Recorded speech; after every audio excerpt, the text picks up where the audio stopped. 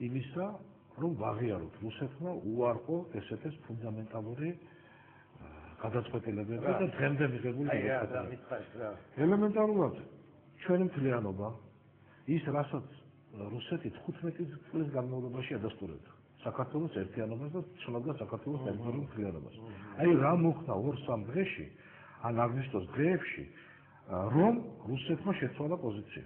15 წლის პოზიცია. ის რომ მას ხელისუფლება არ მოხდა. ამის გამოაღვეძა რა საქმე და არა მხოლოდ რა თქმა უნდა. მეორე რუსეთმა დაარღვია მანდატი. უგულებელ იყო საერთოდ მანდატი. ეს მანდატი არის დსთ-ის, ხო? დსთ-ის ეგიდით მოქმედებს, რომელიც შეთანხმებულია გაეროსთან. დღესაც შეიძლება საქართველოს ხელისუფლებამ დააყენოს საკითხი, მოიწვიოს რიგარეშე სხდომა და სხდომაზე დაასწროს და მსგავსი საკითხები არის 11 საკითხია ის რაც მე ჩამოვწერე, რის გამოც დაარღვია. რაც დაარღვია რუსეთმა. დანარჩენი კიდე რა არ არის ეს ტელევიზია. დღეს ეთერი არ იძლევა იმის საშუალებას, რომ ამ საკითხებზე არ იყოს საუბარი მეწურეთ ბატონო. საკმარისია ეს ორი პუნქტი. შემდგომ რას მოხდებს ეს ჩვენ საქართველოს? რუსეთის პოზიცია დღეს საქართველოსთან არის არ უნდა არანაირი ურთიერთობა და დიალოგი, ხო? თქვენ როგორ წარმოგიდგენიათ რუსეთთან საუბარი ევროპის ენით ან ამერიკის ენით? არ არსებობს ქვეყანა, არ არსებობს არც ევროპა, ჩვენ მადლობელი უნდა ვიყოთ ევროკავშირის და მადლობელი უნდა ვიყოთ ამერიკის. როგორც სახელმწიფოს და როგორც პრეზიდენტების კანდიდატების იმ შეფასებების გამო რაც გააკეთეს. მაგრამ გულუბრყვილები არ უნდა ვიყოთ, რომ ჩვენი ინტერესების დასაცავად ეს ქვეყნები საკუთარი ინტერესის წინააღმდეგ გავიხოთ. ასეთი რამ პოლიტიკაში არ ხდება. ხო? ჩვენ შეიძლება დსთ-ის ხდომა არ ჩატარებულიყო. აი ჩვენი პოზიციის, გაჟღერებული პოზიციის გამო, მაგრამ მე ვწუნეთ, რომ ვაიძულებდით რუსეთს სხვა ფორმატში დიალოგის სხვა სახე ეძებნა ჩვენთან საქართველოსთან. არა ჩვენ, არამედ მას. ეხლა ხო ასე ერთაპირებებს ვფიქრობენ.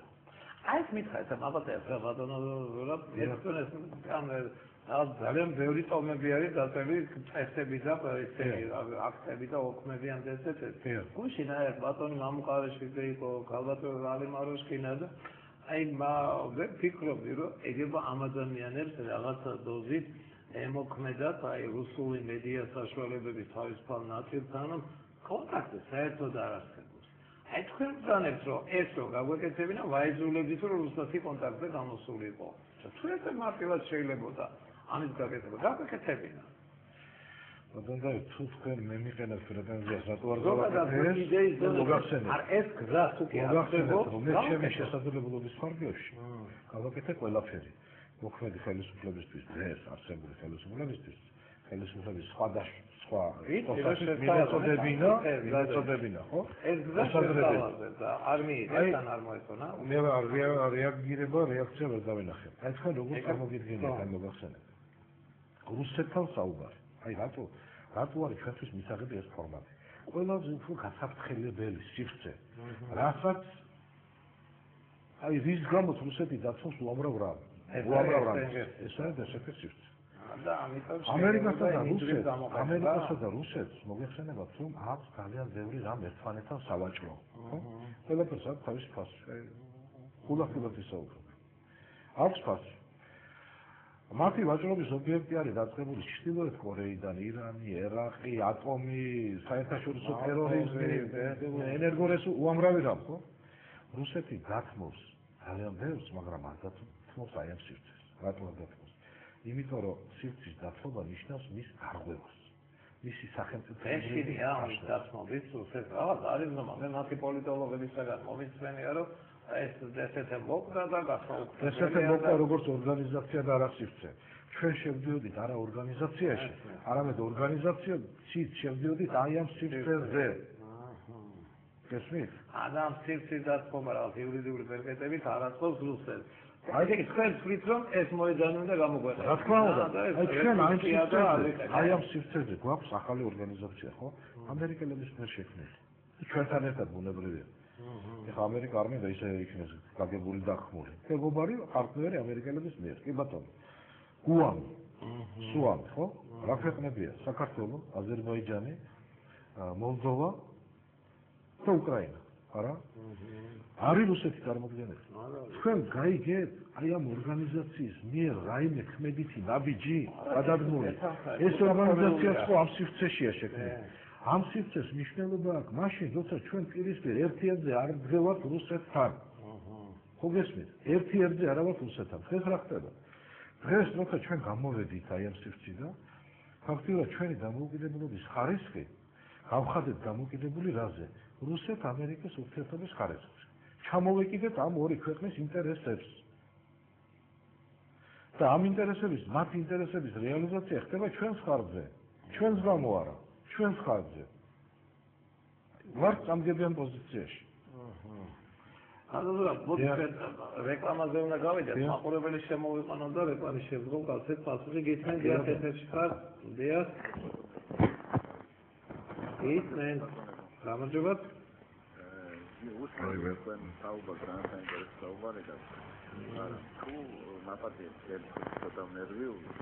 ბატონო არა უშავდით. აი მოხდება იყო ისტორიული ამ გასული ქვეყნების ამბავი.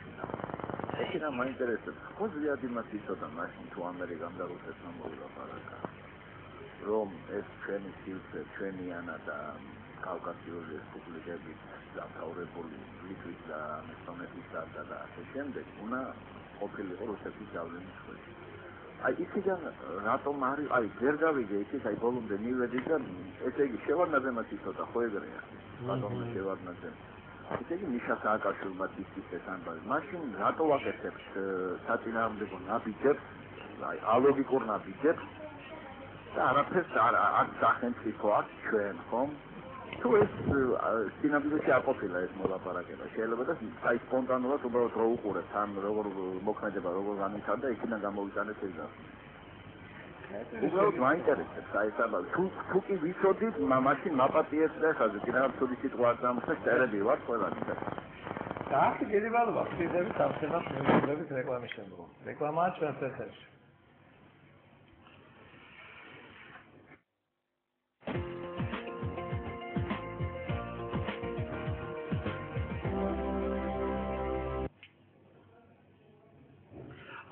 ზურაბეგება მოკლედ გასცეთ მაყურებელს რეგისტრზე. ძალიან საინტერესო კითხვაა და მე ვფიქრობ, რომ ნაწილობრივ ამ კითხვის პასუხი გავეცი, როცა ვთქვი, რომ საბჭოთა კავშირის დაშლის შემდგომ გავიმეორებ.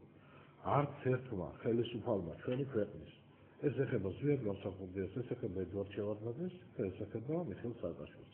ადეკვატური პასუხი ვერ გასცეს დროის მოთხოვნებს. რატომ მოხდა ეს? არის უამრავი სუბიექტური და არის უამრავი ობიექტური ფაქტორი. თუ რაიმე კონკრეტულად აინტერესებს კითხვის ავტორს, სადავარ უპასუხო. ისე ერთი რომ ფაქტია, რომ საქართველოს იმ ისტორიის გეოგრაფიული მდებარეობის, გეოპოლიტიკური, გეოსტრატეგიული ინტერესების გადაკვეთის ეპიცენტრია, რომელსაც კავკასიური სოციოპოლიტიკური სივრცე ხდება. და ჩვენი უბედურება ბატონ დავით არის რა? გარდა იმისა, რომ დღეს ქართველი ერი არის ფსიქოლოგიურ ხაფანგში, ჩვენ 90-იანი წლებიდან მოყოლებული. ამოვარდით ჩვენი განვითარების სტრატეგიული გეგმიდან. გავკარგეთ ფუნქცია, გადაუხვიეთ ჩვენი განვითარების გზას. რას გულისხმობ? საუბედუროთ მოხდა აფხაზეთის კონფლიქტი და მისი ფორმალური ინტერნაციონალიზაციის მიზნით აფხაზეთი ამოვაგდეთ საქართველოს კონტექსტიდან. ცოტა უფრო ადრე შიდა ქართლის ის ნაწილი, რომელსაც დღეს გამახინჯებულად რატომღაც ეგრეთ წოდებულ სამხრეთ ოსეთს ეძახით, ხო? ამოვაგდეთ საქართველოს კონტექსტიდან. შემდგომ უფრო შევსწავლეთ, საქართველოს ამოვაგდეთ სამხრეთ კავკასიის კონტექსტიდან. სამხრეთ კავკასია ამოვაგდეთ კავკასიის კონტექსტიდან. და მთლიანობაში საქართველოს ამოვაგდეთ პოსტსაბჭოური სივრციდან. გასაგებია ეს